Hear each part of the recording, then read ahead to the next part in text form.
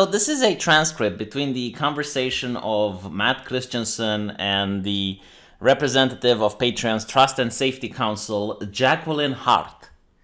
And take into account that this is based on what Matt is saying. I mean, all of this could potentially, I guess, be fan fiction written by Matt.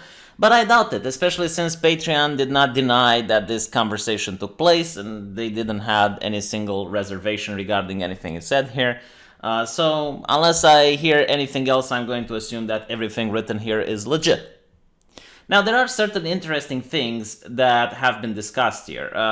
Jacqueline, throughout the conversation, seems to be constantly contradicting herself. On one hand, she says that she wants Patreon to be more transparent, but in the other, she constantly asks if she is being recorded.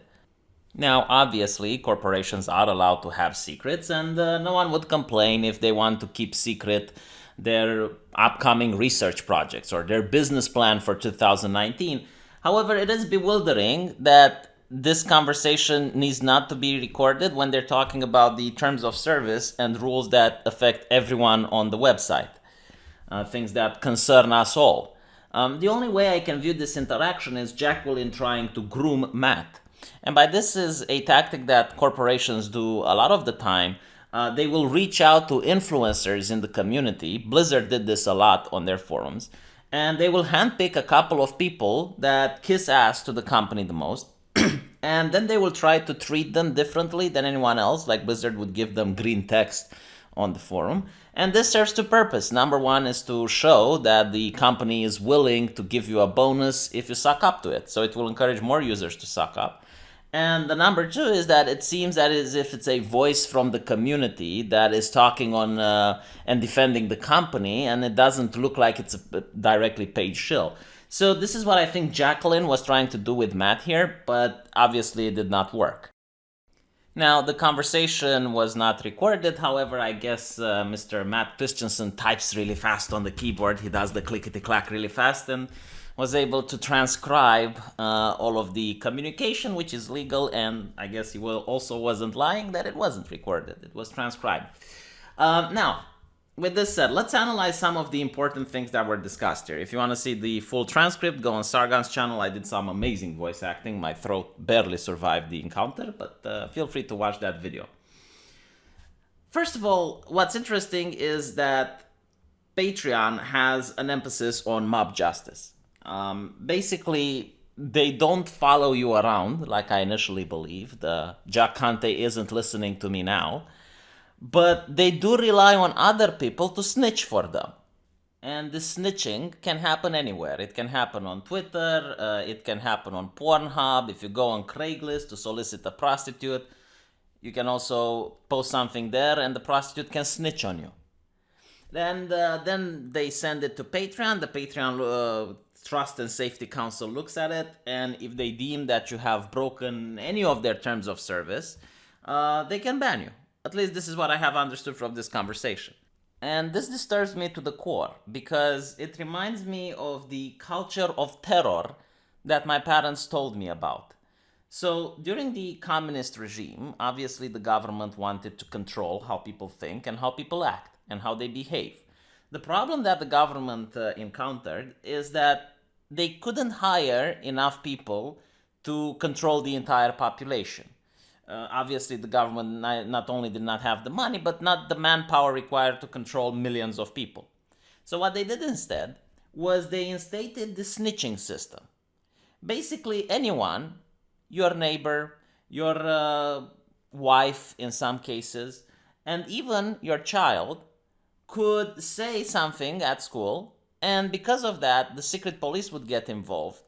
And then there would have been an entire prosecution to try and get you arrested. And because of this, people were very scared when speaking about things. Most people would censor themselves and they would refuse to talk against the communist system out of fear that if they say something at their workplace, anyone around them could be a snitch and tell what they just said to the secret police and get them arrested.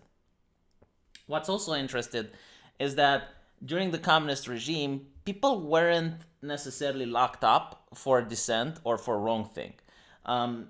usually they would take away your communist membership card, which means that you weren't able to get a job. Most people wouldn't associate with you. And most of the time you'd also get fired and you wouldn't be able to afford housing. You would basically be disenfranchised and unpersoned. And this fear of people becoming disenfranchised and unpersoned is what managed to keep people in check and behave the way the Communist Party wanted people to behave. Now, another interesting thing about this system is that it really empowers trolls. Like, if you piss off a community and you're on Patreon, people can then start combing through your social media. They can start combing through everything you say. They will find something offensive and then send it to Patreon. What's also more interesting is that allegedly hate speech and these policies are made to suppress the far right on the internet. That's what they claim, right? It's to make sure that far right ideologies, which they consider to be dangerous, aren't being made public, and they're going to also protect, right? That's the safety and the trust and safety. You're going to protect you from the evil Nazis. Now, I want to ask a question, a legitimate question. What would prevent a Nazi from actually taking advantage of this system?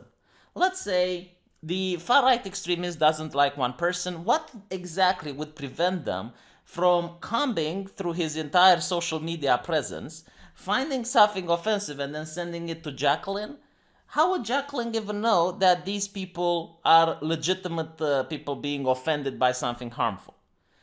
Because this is one of the problems with being offended. You can't really know. It's completely subjective. Like, people can fake offense. I can pretend to be a social justice person that's offended at what someone said, and I can find what that person said completely hilarious. But because I just want to fuck with them, I can just pretend to be offended, send it to Patreon, and then Patreon will have to take action. So this is a very Orwellian, terrible system with the idea that everything you do or have done online can be used in order to deplatform you and disenfranchise you from Patreon. And I think that Twitter is trying to push for similar policies in the future. I won't be surprised if we see more social medias doing the exact same thing. Secondly, is the rules. Jacqueline has made it absolutely clear that she doesn't want clear-cut rules because it takes away the human element of the issue. Now, this is, again, mind-boggling because under communism, there were specific rules that were extremely ambiguous that the government could use against anyone to arrest anyone. For example, one of these rules were sabotaging the nation's economy. This was something very vague. So, for example, if you don't go to work, well, you're sabotaging the nation's economy.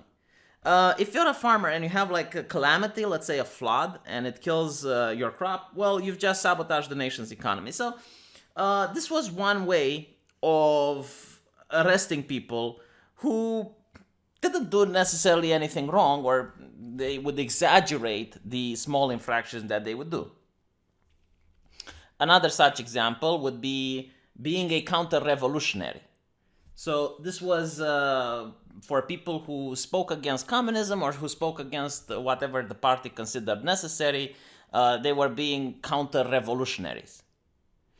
Now, what's interesting about this is that sometimes the party would demand that people think that 2 plus 2 equals 5, and then after a while they would demand that people think that 2 plus 2 equals 6. This is why I like George Orwell's book, because he describes this perfectly. So let's say you're a person who actually complies and you're thinking you thought 5, and then as you moved on you thought 6. Well, if someone snitched at you that you used to think 5, then the government can say you're a counter-revolutionary because of the crime you committed in the past. You thought 5 when now you're supposed to think 6. So obviously this is untenable. Like, no one could follow these rules, and this was by design. Because the rules weren't applied evenly. Like, not everyone had to follow them, but the people that the government hated, the people that the government thought as dissidents and they wanted to get rid of them, then they would apply the rules to them.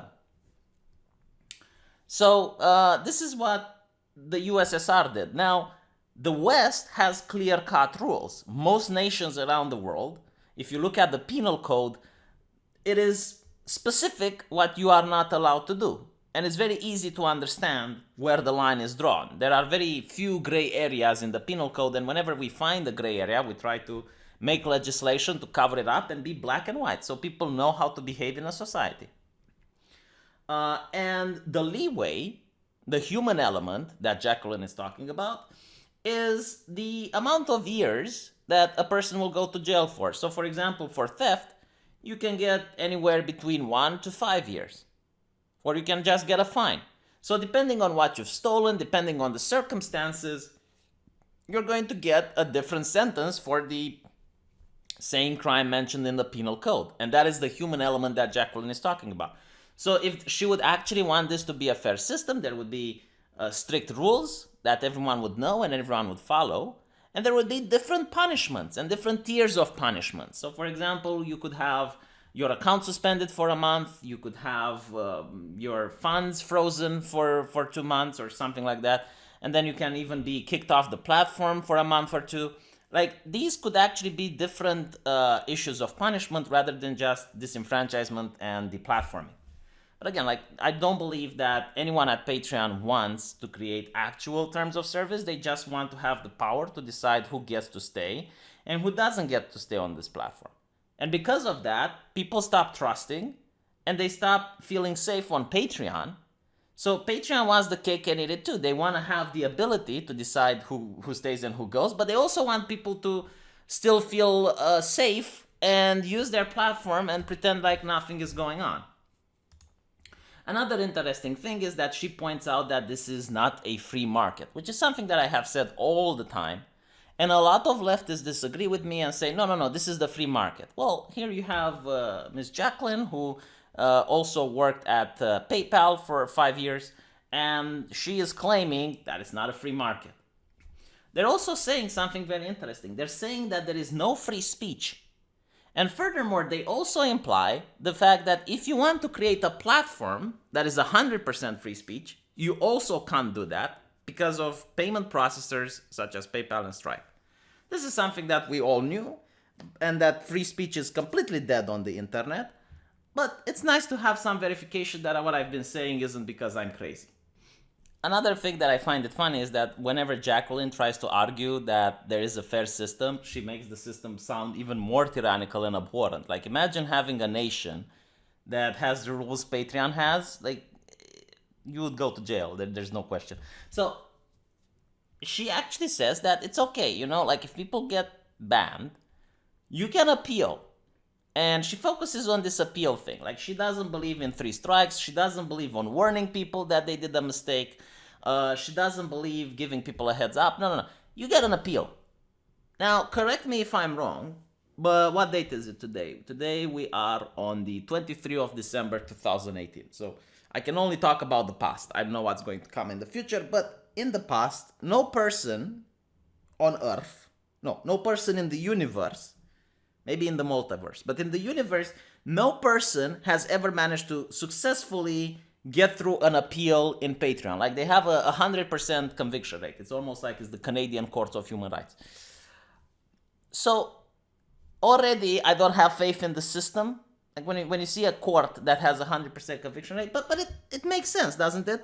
Like, if the person that decides you're guilty is also the person that's dealing with your appeal, well, how are they going to change their mind? Like, of course, they're not going to say, oh no, we made a mistake.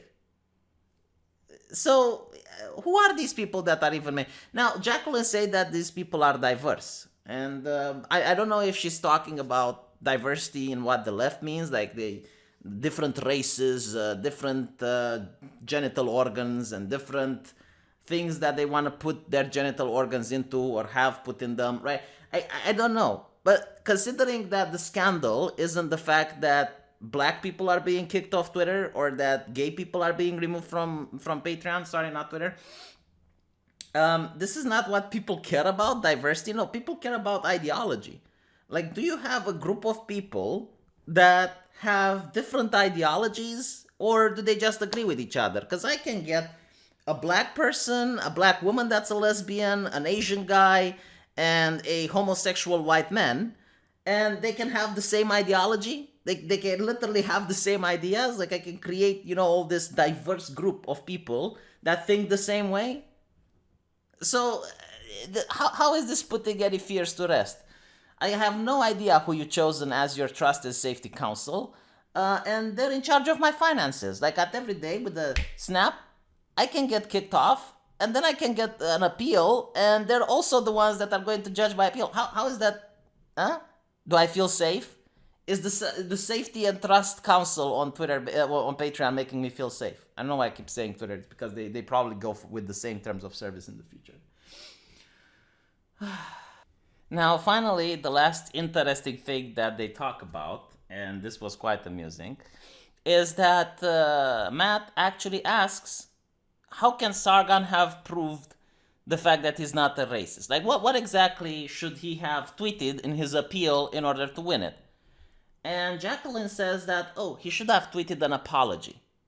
But as we go forward and we look previously, Milo actually issued a statement where he disavows the Proud Boys and his affiliation with them. And Jacqueline says that people didn't believe it. So why am I to assume that they would believe Sargon's apology? Because knowing social justice, they don't really get offended. They don't give a shit, okay? They want to ruin you. They want to fuck with you. That is the purpose. So you apologizing doesn't really matter because they're not offended. They're not upset. So why do they constantly demand an apology? Well, the reason they demand an apology is because an apology for them is an admission of guilt. And the moment you admitted guilt, they can move on with the prosecution. So, for example, in the case of Sargon, if he would have admitted that what he did is wrong in any way, then they would have left it at that. They wouldn't have believed his apology, and they would have said, okay, you did your wrong.